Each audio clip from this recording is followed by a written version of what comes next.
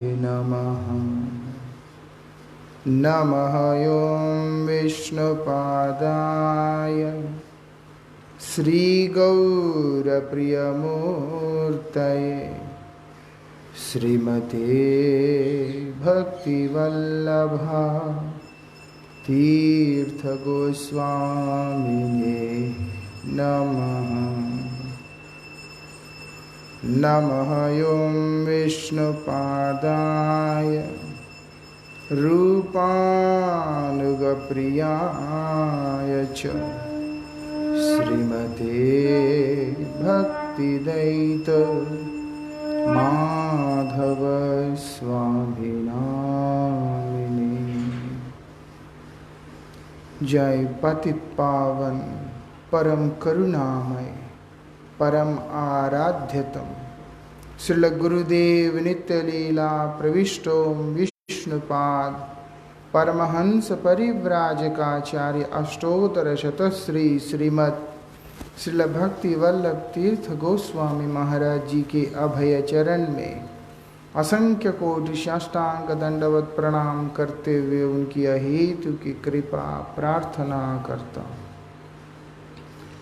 परमाराध्य शिक्षा गुरु नित्य लीला प्रविष्टो विष्णुपाद अष्टोत्तर शतश्री श्रीमद शिल भक्ति विज्ञान भारती गोस्वामी महाराज जी एवं शिल भक्ति निकेतन तुर्याश्रमी गोस्वामी महाराज जी के पाद पद्म में असंख्य कोटि साष्टांग दंडवत प्रणाम करते हुए उनकी अहेतु की कृपा प्रार्थना करता हूँ। हम लोग यहाँ पर श्री रूप गोस्वामी जी के उपदेशामृत का चिंतन कर रहे हैं। उसका शायद इसकी बिजलिंग कर रहा है, थोड़ा देखने से अच्छा होगा।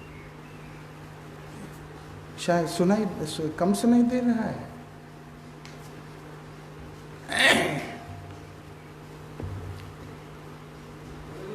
यहाँ पर क्या बोल रहे हैं?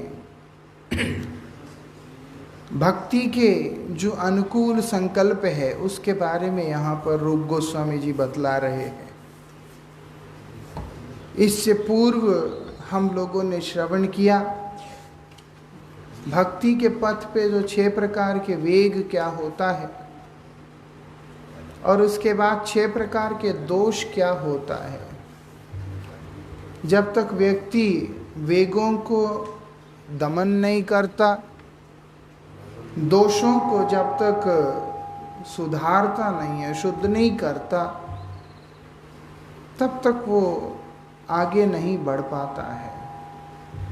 तो ये साधक के लिए जो जो आवश्यक विचार है वो रूप गोस्वामी जी महाराज अपने उपदेशामृत के माध्यम से हम लोगों को प्रदान करते हुए आए हैं। अभी श्री रूप गोस्वामी जी जो भक्ति के लिए अनुकूल जो 6 प्रकार के संकल्प है उनके बारे में यहाँ पर बतला रहे हैं। क्या कहते हैं? उत्साहान निश्चयात् धैर्यात् तत्तत् कर्म प्रवर्तनात् संगत त्यागात् सतो वृते षड्वीर भक्ति प्रसिद्ध्यति। ये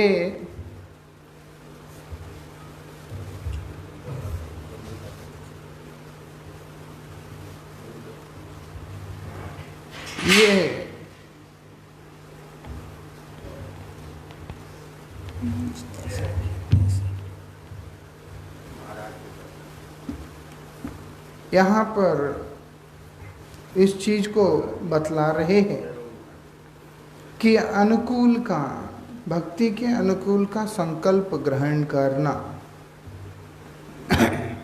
ये उपदेशामृत के 3 श्लोक है जिसके अंतर्गत श्रील सच्चिदानंद भक्ति विनोद ठाकुर अपनी विचारों को देते हुए कहते हैं कि जीवन निर्वाह और भक्ति का अनुशीलन ये दोनों ही कार्य भक्त के लिए आवश्यक है। भक्त के लिए आवश्यक क्या है? जीवन निर्वाह और भक्ति का अनुशीलन। जीवन निर्वाह मतलब भक्तिमयी जीवन का निर्वाह, एक भक्त के लिए जीवन निर्वाह क्या होता है? जो शुद्ध भक्ति के अनुशीलन के लिए आवश्यक क्रियाओं को करना, उनको ग्रहण करना, ये भक्त के लिए अत्यंत आवश्यक कार्य है। तो इसलिए यहाँ पर रूप गोस्वामी इसमें क्या बता रहे हैं?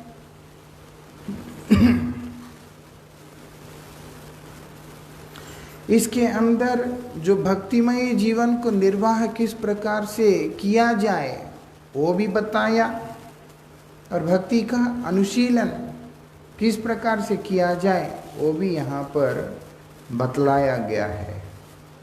उत्साह, निश्चय, धैर्य, भक्ति पोषक कार्य अनुष्ठान, संग त्याग और सदाचार में अथवा सद्वृत्ति से भक्ति सिद्ध होती है।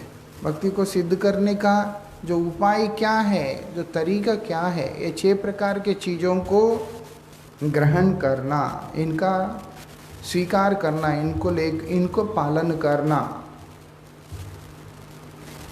उत्साह क्या है बताते हैं कि भक्ति अंगों का आदर पूर्वक पालन ही उत्साह है।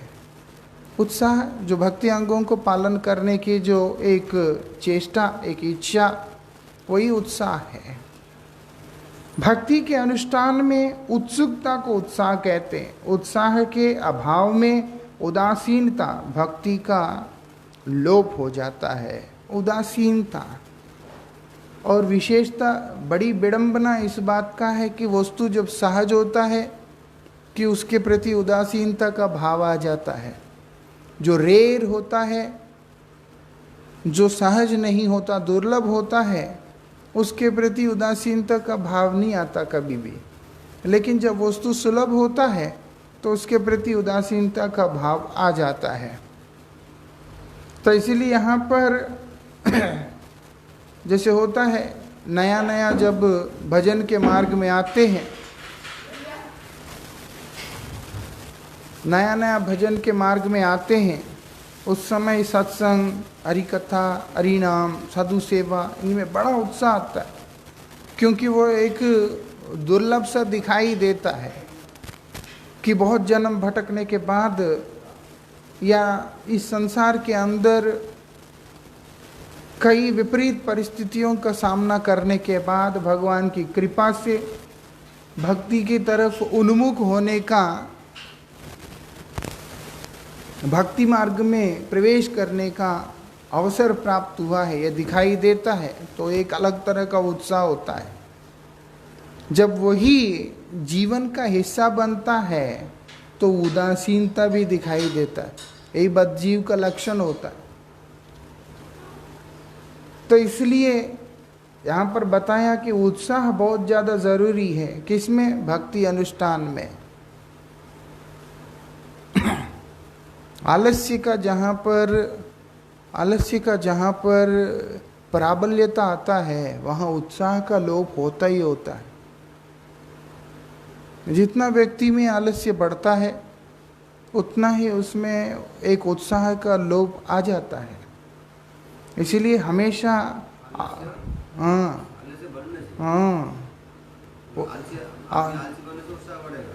घटता है, बोल रहा हूँ। लोप होता है। लोप होता है ऐसा कि आलसी आदमी से कभी भी हम लोग किसी भी प्रकार का उत्साह की आशा नहीं कर सकते, ऐसा। तो इसलिए बोल रहे हैं कि क्या बोलते हैं, उदासीनता, वो जो उदासीनता है, वो जो आलस्य है, वो क्या करता है? भक्ति का लोप हो जाता है उसमें। कोई नहीं, फिर कर लेंगे, वो कर लेगा, ये हो जाएगा, ऐसा। दूसरों का क्या कहें, जब स्वयं कोई देखते हैं तो मालूम पड़ता है कि नहीं। कई बार ये उदासीनता का भाव किस प्रकार से वो बाधा देने लगता है। तो इसीलिए यहाँ पर बोले उत्साह रखना है। उदासीनता का भाव नहीं आने देना है। उसके लिए क्या करना होगा? बड़े ही आदर के साथ भक्ति अंगों का पालन करना है। वो चाहे श्रवण हो, चाहे कीर्तन हो, चाहे सेवा हो, चाहे स्मरण हो, कुछ भी हो। जरूरी नहीं है कि हर व्यक्ति हर क्रिया को, हर प्रकार के साधन को करने के लिए रुचि भी रखेगा या फिर सामर्थ्य भी होगा उसका। लेकिन भक्ति के अंग जितने भी हैं, उनमें जिन जिन अंगों को वो उत्साह के साथ पालन कर सकता है या कर रहा है, उनके प्रति तो कम से कम उत्साही होके चलना ही चाहिए। जब उदासीन होगा तो फिर मुश्किल हो जाएगा। और क्या बोलते हैं? निश्चयात। निश्चयता क्या है? बोलते दृढ़ विश्वास, भगवान में दृढ़ विश्वास, भगवान के नाम में दृढ़ विश्वास, भगवत भक्तों में दृढ़ विश्वास। ये बहुत ज़्यादा ज़रूरी है। ये विश्वास के अभाव पे व्यक्ति ये चिंतन करने लगता है कि वस्तु मेरे अधीन में है, ये सेवा, ये क्रिया सब कुछ मेरे अधीन में है, मेरे निर्देश पे है। और वही व्यक्ति का पतन का भी हेतु बनता है। उसके बाद वो इसका कारण बनता है। विश्वास किसके ऊपर होना चाहिए? वो बोलते भगवान के ऊपर होना चाहिए। जब भगवान के ऊपर विश्वास होना ही, उसी को बोलते हैं निश्चय। धैर्य। धैर्य किस लिए होना चाहिए? बोलते धैर्य भी चाहिए। निश्चयात्मक होने से नहीं चलता है, दृढ़ विश्वासी होने से भी नहीं चलता। अगर धैर्य नहीं है तो विश्वास भी टूट जाने का डर है। अब जैसे मातंग ऋषि का उपदेश सुनकर माता सबरी वहां पर बैठी हुई है, दृढ़ विश्वास है कि गुरुदेव ने कहा कि भगवान यहाँ पे आएंगे, दृढ़ विश्वास है। लेकिन धैर्य था, इसीलिए भगवान वहाँ पर आए हैं। अगर उनका धैर्य टूट जाता, क्योंकि जब ये बात उनसे कहा गया था तो वो छोटी सी बच्ची थी, 5 साल की। जब भगवान आए थे तो उनका उम्र इतना हो गया था कि उनके पलकें भी नीचे को, वो झुर्रियाँ पड़ के पलकें भी नीचे को आ गया था, आंख ढक गया था। ऐसे उठा के देखना पड़ता था। उस उम्र में जाके भगवान दर्शन दिया माता शबरी को। वो धैर्य था। और उसके बाद निश्चय भी था, इसीलिए भगवद अनुग्रह उन्होंने प्राप्त किया। और धैर्य नहीं है तो वो विश्वास जो है थोड़े समय आने के बाद वो विचलित हो सकता है और उसके बाद शेष भी हो सकता है। इसलिए यहाँ पर बोल रहे कि धैर्यात, धैर्य बहुत ज़्यादा ज़रूरी है। क्यों? क्योंकि जो अभीष्ट वस्तु है वो तुरंत ही प्राप्त नहीं होता। कल भी कोई मुझसे पूछ रहा था कि मुझे प्रेम क्यों नहीं होता। कोई गिरिराज मिष्ठान में नहीं मिलता है कि हम जाएं और खरीद ले कि 1 किलो 2 किलो ऐसे करके। जब हम वस्तु के बारे में सुनते हैं, सुनने के बाद हम कल्पना करने लगते हैं और आशा करने लगते हैं कि मुझे ये मिल जाए। उसके लिए साधना करना पड़ता है। उसके लिए निश्चयात्मक विचार के साथ में, उत्साह के साथ में जब व्यक्ति उन कर्मों में प्रवृत्त होगा जिनके द्वारा इसको प्राप्त किया जा सकता है, तभी उसको वो वस्तु मिलेगा। इसलिए बोला तत्त कर्म प्रवर्तनात्। और ये सारी साधना क्रम में धैर्य बहुत ज़रूरी होता है। आदमी धैर्य खो लेता है तो फिर कोई लाभ नहीं होता। एक महात्मा थे, कृष्ण मंत्र का सिद्धि करने का कोशिश किया। बहुत जाप किया, बहुत जाप किया, बहुत जाप किया, लेकिन जब देखा कृष्ण दर्शन नहीं हुआ तो धैर्य खो लिया। उसको छोड़कर प्रेत सिद्धि करने का कोशिश किया। चल वो नहीं है तो यही सही। अब जो है प्रेत सिद्धि भी होता नहीं। दुखी हो गए, बोलते भगवान भी मिलता नहीं, प्रेत भी मिलता नहीं, क्या ये। फिर उनके पास गए, तांत्रिकों के पास, जो भी पूछने के लिए कि क्यों नहीं हो रहा। उसने प्रेत को आवाहन करके पूछा तो पता चलता है कि इन्होंने भगवान का नाम को इतनी मात्रा में साधना की है, थोड़ा और करने से इनको तो भगवत दर्शन हो जाएगा। लेकिन ये उसी समय उत्साह टूटकर पीछे को हो गए हैं, इसीलिए उनकी ऐसी स्थिति है कि हम पास भी नहीं जा सकते। जब ये बात पता चलता है, फिर उत्साह के साथ में लग के जब साधना किया, तब उनको भगवत अनुभूति प्राप्त हुआ। ये उत्साह बहुत ज़्यादा ज़रूरी होता है। किस चीज़ से उत्साह? जब हम साधना के पथ पे रहते हैं तो जो हमारा अभीष्ट वस्तु, हमारी जो चाहत का जो वस्तु है, उसको वो तुरंत हमें प्राप्त होगा ऐसा नहीं है। वो विलंब भी हो सकता है। क्यों? जिस हिसाब से हमारा चित्ररूपी दर्पण का मार्जन हो रहा है, उसी हिसाब से हम लोगों के जीवन में एक एक चीज आ रहा है। तो इस कारण से वो हर व्यक्ति के जीवन में एक रफ्तार के साथ, एक गति के साथ में भगवत प्राप्ति लिखी नहीं होता है। तो इसीलिए हर साधक को साधना करना पड़ता है। उस साधना के पथ पर उसको ये धैर्य रखना पड़ता है। किसी को आगे होता है, किसी को पीछे होता है, किसी को कुछ होता है, ऐसा होता है। इसलिए मैंने अभीष्ट वस्तु की प्राप्ति में विलंब होने पर भी साधन के अंगों में शिथिलता न आने देने का नाम ही धैर्य है। बहुत हरिनाम करता हूँ लेकिन भगवान तो दर्शन देता नहीं है, करके क्या लाभ है। जैसे कई लोग बोलते हैं, क्या रखा जी, त्रिनादपि सुनिचयन श्लोक तो हम बहुत पढ़ते हैं, दीनता तो आती नहीं, इसलिए छोड़ दो। बोलते नहीं, धैर्य रख के जो साधना के बारे में बताया उसको करते रहो। धैर्य रख के जो साधना के बारे में बताया उसको करते रहो। अपने आप ही वो उस तक लेकर के जाएगा, अपने आप ही वहां तक तुमको लेकर के जाएगा। यही विशेषता है। इसलिए बोल रहे हैं भक्ति अंगों में शिथिलता नहीं आना चाहिए। मतलब श्रवण कर रहे हैं तो श्रवण शिथिल नहीं होना चाहिए। श्रवण कर रहे हैं, श्रवण शिथिल नहीं होना चाहिए। कीर्तन कर रहे हैं तो कीर्तन शिथिल नहीं होना चाहिए। स्मरण कर रहे हैं, स्मरण शिथिल नहीं होना चाहिए। कोई भी सेवा कर रहे हैं, किसी भी चीज में व्यक्ति को कमजोर नहीं पड़ना चाहिए, धैर्य रखना चाहिए।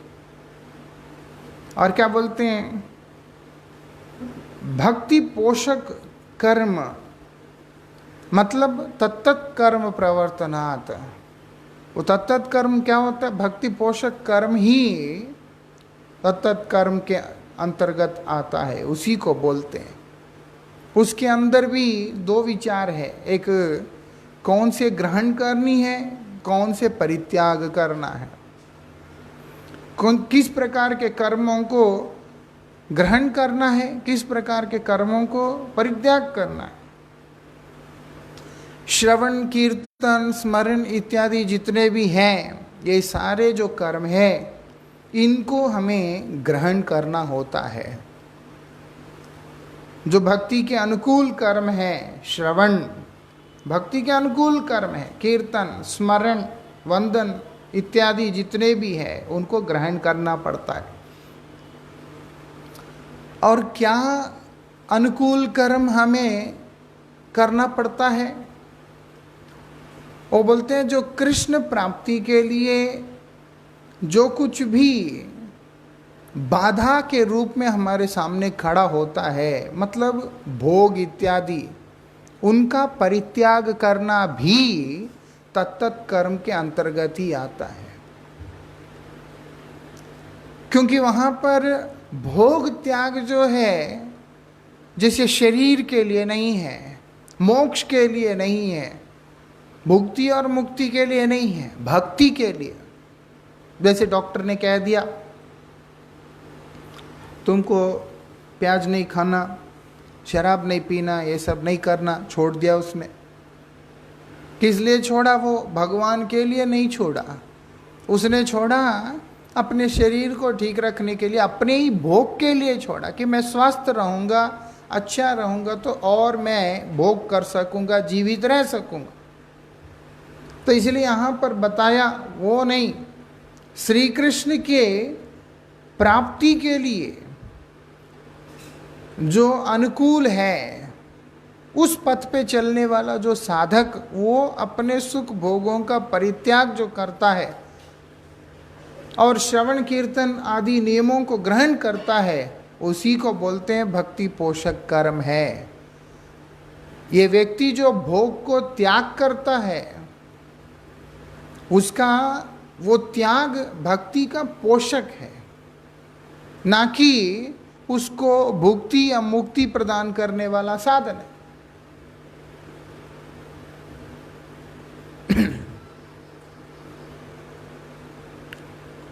शंकराचार्य जी बोलते हैं, सर्व परिग्रह भोग त्याग कस्य सुखम ना करोति विराग। बोले भोग को त्याग करना पड़ता है। जो व्यक्ति भोग को त्याग नहीं करता और व्यक्ति वैराग्य का अभ्यास नहीं करता है, उसके जीवन में सुख कहाँ है? बोले तो सुख है ही नहीं। वैराग्य क्या है? भगवान से अनुराग, अपने अपने दृष्टिकोण है इस चीज़ का। लेकिन अगर हम वैष्णवों के दर्शन से देखते हैं, आचार्यों के दर्शन से देखते हैं, तो जैसे परम गुरु जी कहते हैं, विशेष रूप से भगवान के साथ में अनुराग ही वैराग्य है।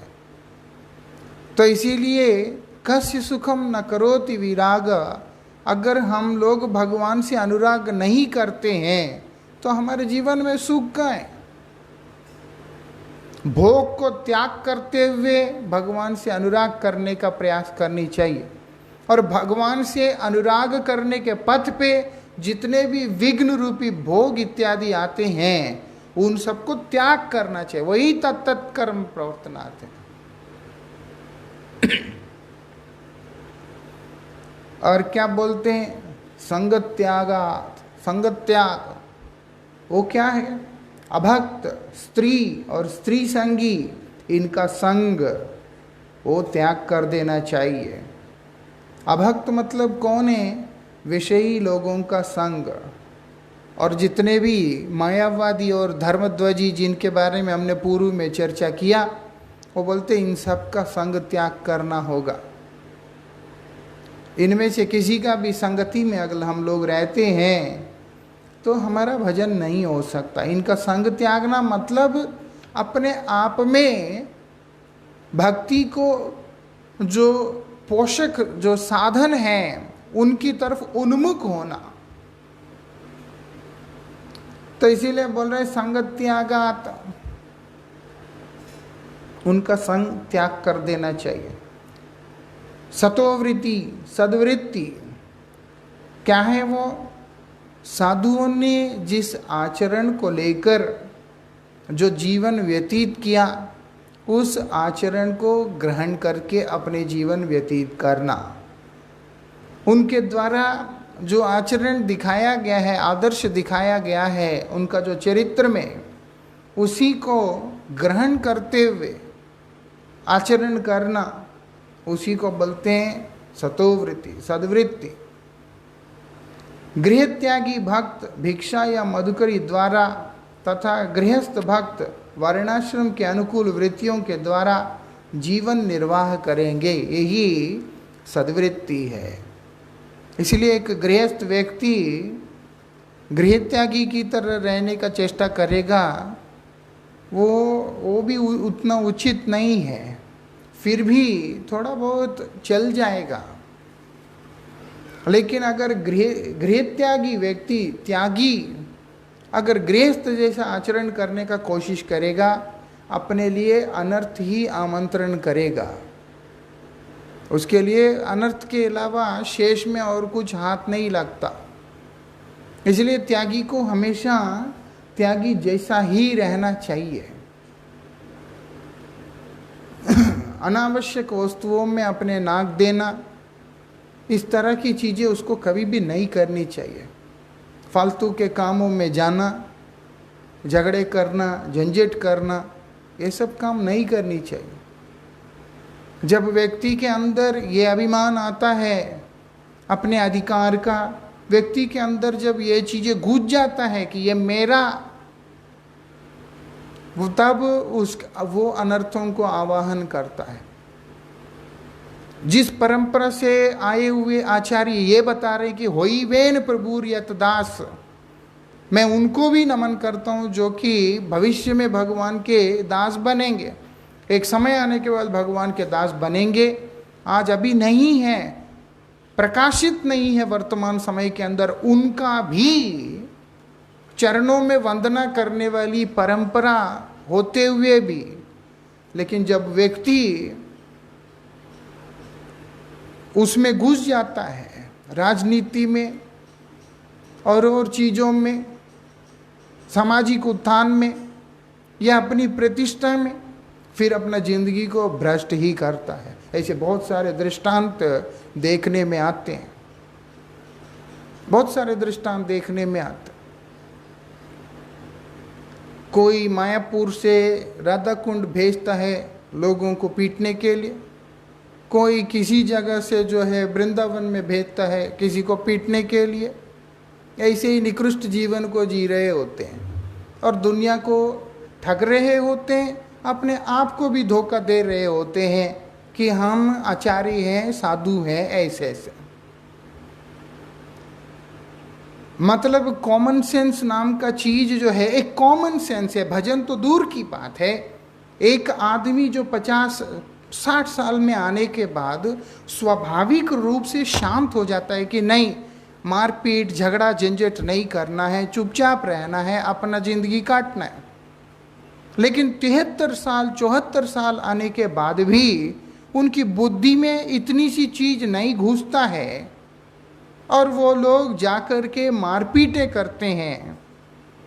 वो सब यही लोग हैं जिन्होंने कभी भी वास्तविकता में भक्ति का, रूप गोस्वामी के विचारों को, उपदेशों को ग्रहण ही नहीं किया।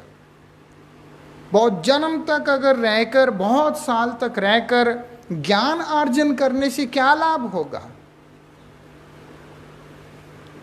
हम लोग वरिष्ठ हैं बोल के वरिष्ठ आसन अगर ग्रहण करना चाहते हो तो अपने आचरण के अंदर वो वरिष्ठ वाला भाव लेके आना पड़ता है।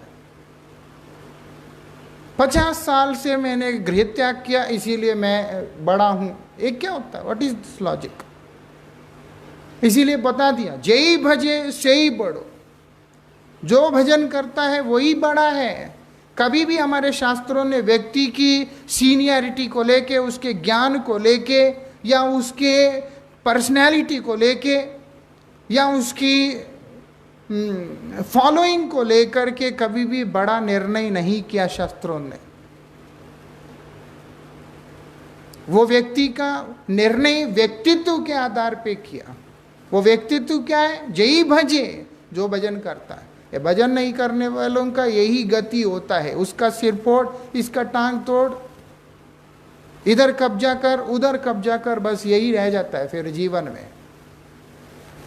वो सब जीवन साधकों के लिए हित में नहीं है। और उसके बाद जब लोगों के ऊपर सिर्फ थोपा जाता है कि नहीं नहीं वैष्णव अपराध हो जाएगा, वैष्णव आचरण करेगा तो उसका आचरण दिखाई देगा। जैसे गुरु महाराज जी जैसे व्यक्तित्व है, पूरा विश्व उनके सामने, कोई भी हो, हम सब जानते हैं, बड़े से बड़े आचार्य जो कोई भी हो, गुरु जी के सामने सर झुकाया ही है। गुरुजी ने कभी भी ऐसे आचरण किया नहीं जिससे कि लोग उनके सामने सर झुकाए। गुरुजी ने कभी किसी के सामने अपने सर को ऐसे ऊंचा करके नहीं रखा जहां पर दुनिया को यह पता चले कि इस व्यक्तित्व के सामने सर झुकाना है। अपने आचरण के माध्यम से सर झुक जाता है, अपने व्यक्तित्व के माध्यम से झुक जाता है। जबरदस्ती करके जो झुकाने का कोशिश करता है या कुछ भी विचारों को लेकर, अन्याभिलाष को लेकर उपद्रव मचाने का चेष्टा करता है, इस तरह का जो व्यक्ति जिस प्रकार से बोला कि जैसे बौद्ध से जो है ये लोग कौन है, बौद्ध से ज्यादा खराब है ये जो ना अद्वैतवादी। बौद्ध तो सीधा नास्तिकता की बात है, वो नहीं मानता कुछ, ये आधा मानता है। इस तरीके का जो लोग हैं, ऐसे लोग ज़्यादा खतरनाक होते हैं। वो लोग जब भक्तवेश में भी रहते हैं तो वो समाज के लिए बहुत हानिकारक होता है। वो धर्मध्वजी जिसको बोलते हैं, अवतार से तिलक किया हुआ है, कंठी पहना हुआ है, सब कुछ किया हुआ है, और समाज के अंदर नाम भी सभी भक्त समाज का खराब होता है ऐसे निकृष्टपूर्ण आचरण करके। ये लोग जितने भी हैं ये सब वही लोग हैं जो कभी भी रूप गोस्वामी जी का एक बेसिक उपदेश जो है उसको भी ग्रहण नहीं किया। एक व्यक्ति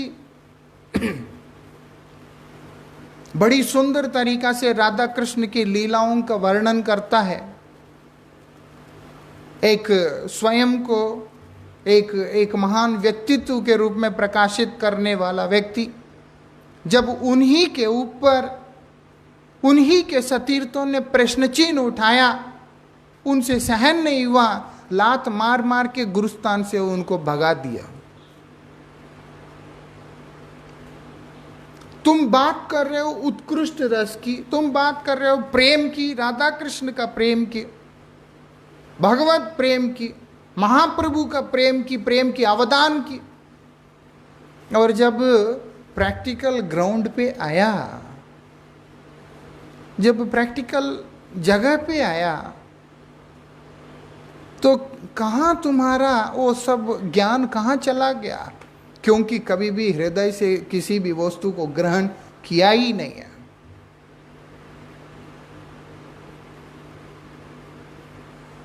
मुझसे भले तुम प्रीति नहीं करते हो, लेकिन तुम्हारी सेवा गुरुदेव को प्रसन्न करने वाली सेवा है। तुमने गुरुदेव को प्रसन्न किया है तुम्हारे आचरण से, तुम्हारे प्रयासों से। इसीलिए गुरुजी के संबंध से युक्त होकर मैं तुम्हें आदर करूंगा, प्रेम करूंगा वाली जो भाव है नहीं, शून्य है। कि मेरे से तुम्हारा रिलेशन कैसा है, शेष में वही बाकी रह जाता है। अगर तुम मेरे अनुकूल नहीं हो तो मारने के लिए भी, काटने के लिए भी, कुछ भी करने के लिए पीछे नहीं हटूंगा। इस तरह का जो निकृष्ट सोच है, वो लोग यही व्यक्ति हैं जो लोगों ने कभी भी सद्वृत्ति को धारण किया ही नहीं। महापुरुषों के जो आदर्श आचरण है और बड़ी विशेषता है, कुकर्म करना, निकृष्ट कार्य करना, तुच्छ कार्य करना और अपने आप को डिफेंड करना। अपिचेत सुदुराचारो भयते माम अनन्य भाग। ऐसे जो लोग हैं वो लोग समाज के लिए, अध्यात्म के लिए, भजन के लिए, हर चीज के लिए हानिकारक होते। ऐसे लोगों का संग हर चीज के लिए हानिकारक है। भगवान जो जिस परिप्रेक्ष्य में जो शब्द बोला और उसके बाद रूप गोस्वामी का उपदेश को भी आड़ पे रख के दृष्टै स्वभाव जनितैर वपुषश्च दोषै नाप्राकृतत्व में भक्त जनस्य पश्चय वाली बातों को आगे लेकर, मतलब जितना भी निकृष्ट कर्म करता रहेगा वो मत देखो। वो गंगा जी के अंदर जो पानी के अंदर जैसे बुलबुले आते हैं, बस उसी की तरह है। ऐसे निकृष्ट व्यक्ति समाज के लिए बहुत हानिकारक होता है, वो ठीक नहीं है। हमारा वसुधैव कुटुंबकम है, हमें इस बात का इंतजार करना नहीं होता है कि हमारे तक आया कि नहीं, समाज के अंदर हुआ मतलब है उसका इफेक्ट उस परंपरा से जुड़ा हुआ हर व्यक्ति के भावनाओं के साथ में होता है। कि अपनी जगह तो हुआ नहीं, कोई बात नहीं, क्योंकि वो परंपरा को श्रील प्रभुपाद भक्ति सिद्धांत सरस्वती ठाकुर का प्रतिनिधित्व करता हुआ परंपरा धारा, महाप्रभु की जो धारा आ रहा है, कुछ भी होता है सिद्धांत के विरुद्ध में तो ये सब चीजें जो है हृदय को बड़ा ही कष्ट पहुंचाता रहता है। कई बार व्यक्ति के कई कमजोर प्राणी होते हैं जिनके विश्वास के ऊपर प्रश्न चिन्ह भी उठाता है, उसके ऊपर आघात करता है, सामने वाले के आस्था के ऊपर आघात भी करता है ये। इसीलिए हर व्यक्ति को अपने आचरण हमेशा शुद्ध रखना चाहिए। मैं जैसा हूं वैसा रहूंगा, मुझे लेना देना नहीं, ये सारी विचार जो होते हैं ये हानिकारक है। क्योंकि चार आदमी आपसे प्रेरित होकर भजन करने के लिए आया, आपका आचरण अगर इस प्रकार से रहेगा, मारपीट करोगे, सब कुछ करोगे, खून कान कर दोगे, तो वो जितने भी साधक व्यक्ति है बेचारे, वो लोगों का साधना में क्या होगा। हम जब चार आदमी को भजन में लगा नहीं सकते, चार आदमी जो भजन कर रहा है उनका जो आस्था, उनकी जो भावनाएं, वो हमारे आचरण के द्वारा खराब भी नहीं होना चाहिए। ये हर साधक को, हर साधु को, हर व्यक्तित्व को इस बात का ध्यान होना चाहिए।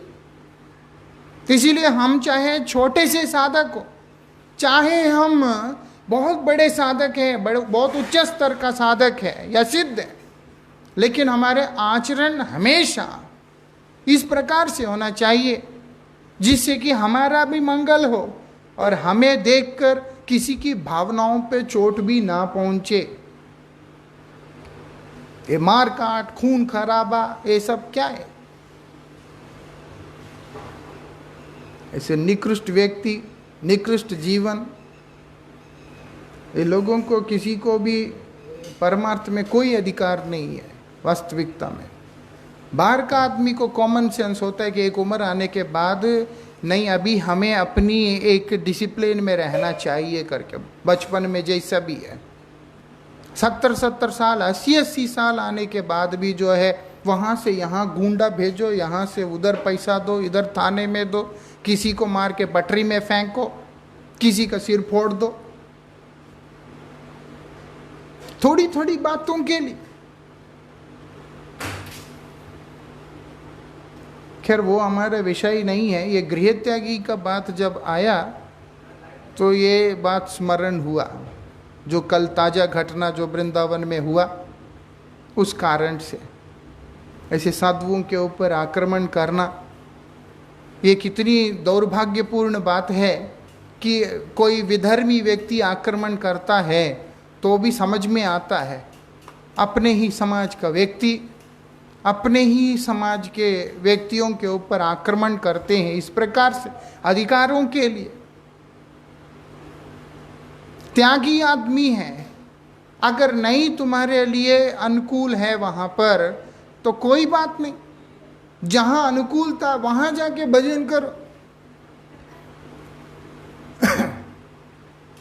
लड़ाई की क्या जरूरत। जब घर से आए, आज जिस स्थान में हम बैठे हैं, यही स्थान में जहाँ गोवर्धन जी के चरणों में हम लोग जो यहाँ बैठे, हम में से किसी की कल्पना में कहाँ था कि हम लोग एक दिन इस स्थान में बैठेंगे और किसी हर व्यक्ति को कोई ना कोई अधिकार प्राप्त होगा करके। अपने अपने अवस्था के अनुसार कुछ ना कुछ अधिकार हर व्यक्ति का होगा करके हम में से किसी ने कहाँ सोचा। और इन अधिकारों के प्रति ये मेरा हक है, ये मेरा अधिकार है, इस भावना को लेकर के अगर हम आपस में वैमनस्यता को बढ़ाएं, आपस में लड़ें, वो कितनी बड़ी मूर्खता होगी। वो क्या घर में एक छोटी से कमरे के लिए, एक टाइम के भोजन के लिए, उसके लिए हम आए? गुरु जी की कृपा से यहाँ ऐसी समस्याएं है ही नहीं। यहाँ लगभग सभी त्याग मार्ग प्रेमी हैं, हर कोई त्याग करने को व्याकुल रहता है यहाँ। लेकिन जनरल तरीका से जब हम लोग समाज को लेके विचार करते हैं, किसी भी प्रकार के अधिकार के लिए, किसी भी चीज के लिए लड़ना, और वे विशेष करके ईर्ष्या, द्वेष, इन सब चीज़ों को बीच में ला करके उनके लिए लड़ना, ये महा मूर्खता वाली बात होगा। इसके अतिरिक्त और कुछ भी नहीं है। हम लोग उपदेशामृत में जैसे जैसे श्रवण कर रहे हैं, श्रील प्रभुपाद विशेष रूप से बता रहे हैं कि सारे नियम इत्यादि है गृहस्थ व्यक्ति के लिए है। मतलब गृह त्यागी को साधना के पथ पे आने से पहले ही इन सब चीजों को छोड़ के आने की बात बता रहे। वहां यहां आके हम लोग छोड़ना वो तो बाद की बात है, लेकिन इन सब चीजों को छोड़कर, जिस प्रकार से व्यास जी महाराज कहते हैं, धर्मार्थ काम मोक्ष को जिसने कूड़ा करकट तुच्छ समझ लिया, समझने के बाद वही व्यक्ति श्रीमद् भागवत जी को समझने के लिए आगे आए। उसी प्रकार से ये वेगों को दमन किया हुआ व्यक्ति, दोषों को शोधन किया हुआ व्यक्ति, ये जितने भी संग के लक्षण है, ये जितने भी गुणों को ग्रहण किया हुआ व्यक्ति, वही व्यक्ति परमार्थ के पथ पे आगे जाने के लिए त्यक्ताश्रमी बन करके आए, करके विचार दिया सूक्ष्म रूप से। जिन चीजों को गुरुस्थान में आने से पहले ही निकृष्ट मान के परित्याग कर देना चाहिए, उन्हीं को भूषण बनाकर जब लोग लड़ने के लिए जाता है,